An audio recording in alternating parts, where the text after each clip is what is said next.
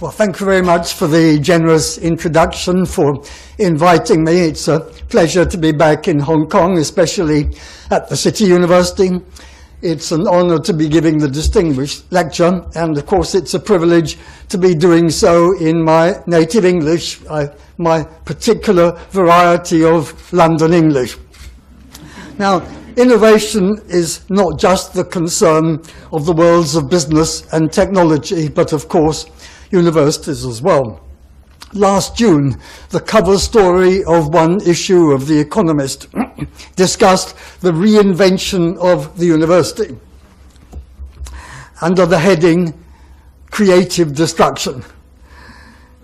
The point was to comment on the rise of MOOCs.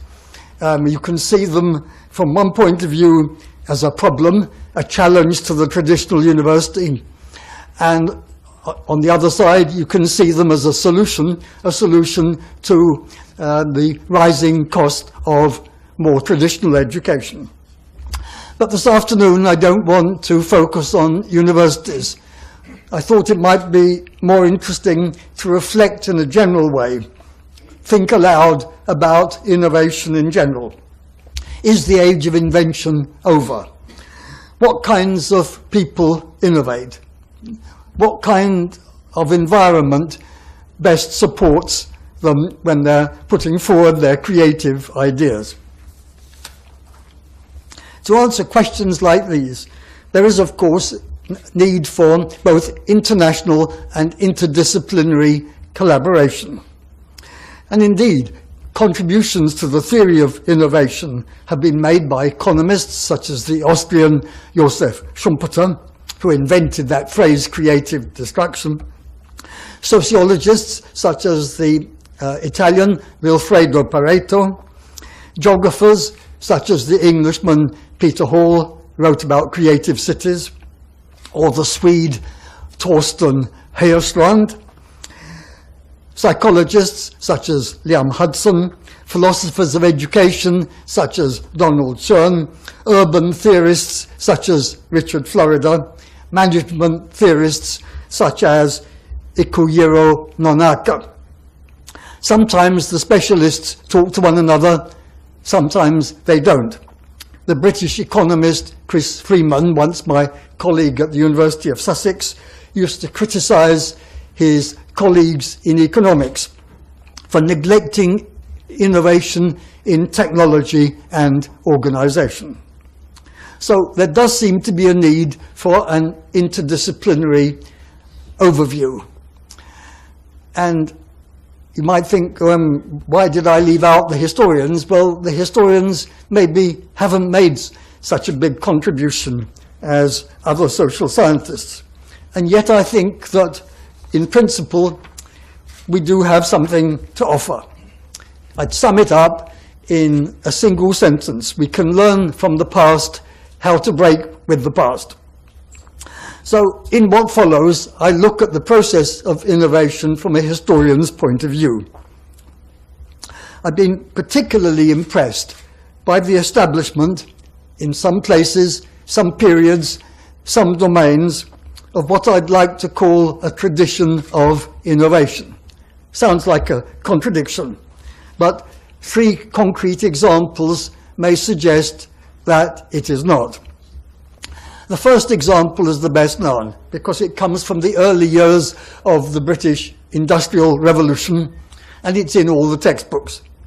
A sequence of inventions, or at least improvements, such as the spinning jenny, and then the spinning frame, and then the spinning mule, the last being a hybrid of the other two, helped to make production of cloth more efficient. But that sequence is discussed so often, I'll say no more about it.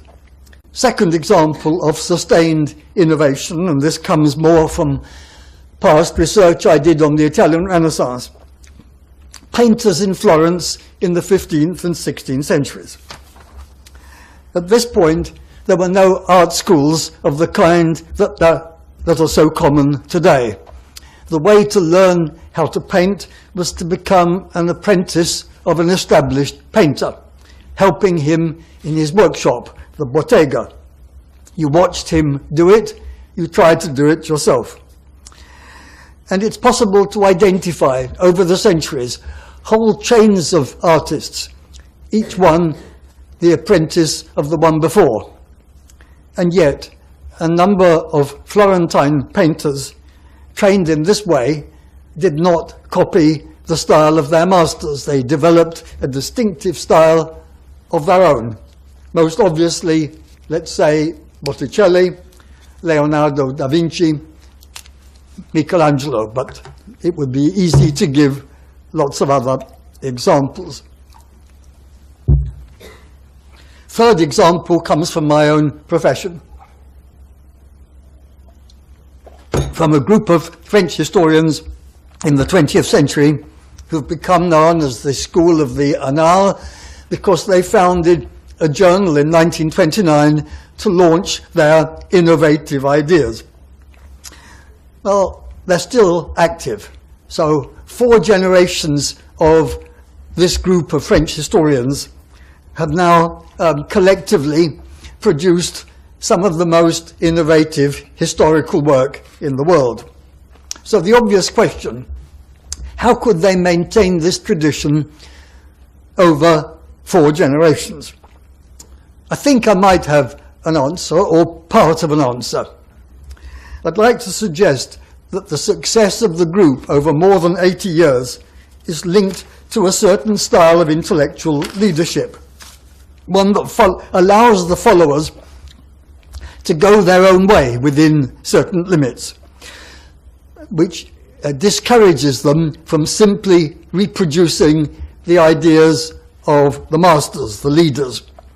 And the fact that Annales had 2 leaders rather than 1 when it began, Lucien Febvre, Marc Bloch, that maybe contributed to the flexibility of the movement, which, because it was flexible, it was able to adapt itself to changing circumstances.